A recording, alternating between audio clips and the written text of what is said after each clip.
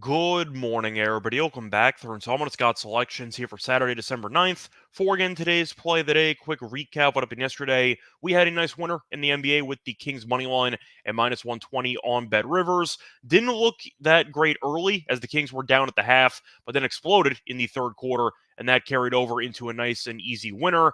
Overall, the Suns didn't really have many offensive weapons with Durant and Allen being out, and you ended up seeing the Kings basically double team Booker the entire game and dare anybody else to beat them, and nobody else did. So nice winner. Look for the winner here on Saturday. And for today's play of the day, only one NBA game on the card, as it is championship time in the in-season tournament between the Pacers and the Lakers. That game's taking place at around 8:30 p.m. Eastern time. And for this game, I'm going to take a player prop. Going to take a bit of a contrarian play. Going to go with Tyrese Halliburton under 29.5 points at minus 125 on FanDuel.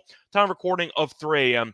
Eastern time. Covering why we're going to take the under for Halliburton points in this game. First reason, this number, simply put, is extremely inflated. Now, I understand that it is a standalone game, and I understand that Halliburton has been in phenomenal form recently, but the point total's too high based on his last couple of games. So we saw him play very well against the Celtics in the quarterfinals and the Bucks in the semifinals. But points-wise, he still went under this number. He scored less than 28 points in those two games. And even though we do know he's very capable of scoring a decent amount of points, he is a very selfless player. He's averaging 12.1 assists per game, which is the most in the league. We know that Halliburton is not afraid of passing up decent looks for amazing looks for his teammates. And I do think they're going to end up seeing Halliburton once again make the right basketball decision for a decent amount of the possessions, which should result in maybe less shot attempts for him in this game. But Halliburton this season has gone under this number quite regularly, as Halliburton has scored less than 30 points in 12 of his 18 games played so far this season.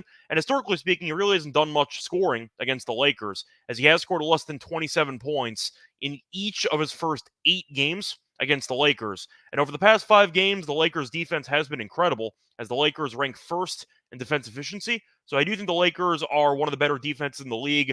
I think they'll have a good game plan for Halliburton. And once again, I think this number for points is a bit too high because of it.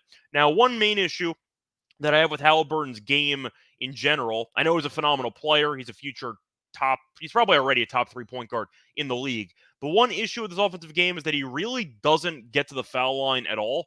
And it's pretty difficult to score 30 points if you are barely attempting any free throws whatsoever. So in the last 2 games, the quarterfinal game and the semifinal game of this tournament, he's attempted a total of 3 free throws in those 2 games combined.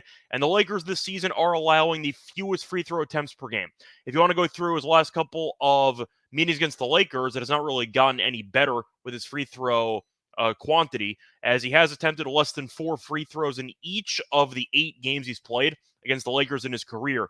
So if Halliburton's only going to go to the line, let's just say 3 times in this game, that's a lot of jump shots in order to score 30 points, because we know Anthony Davis is going to be patrolling the paint, and I do think he'll be able to punt some shots back if Halliburton does test him with his float game. But the Lakers have been pretty good defensively against the three-point line so far this season, as the Lakers rank tied for 11th in opponent three-point percentage, and you're looking at Halliburton maybe getting into some foul trouble in this game, because he's really not a good defensive player at all. In fact, according to defensive win shares, he's basically bottom 30. So I do think that the Lakers might hunt him in some pick and roll mismatches, some switches. Maybe you'll see him get matched on to LeBron a couple times. We'll see what happens. But there is a chance maybe they will be able to force Halliburton into some defensive fouls, because once again, I do expect the Lakers to target him quite often offensively. But once again, with Halliburton having a number of 29.5 when he scored less than 28 in both the quarterfinal matchup and the semifinal matchup, and the fact that you're looking at him going under this number in 12 of 18 games played,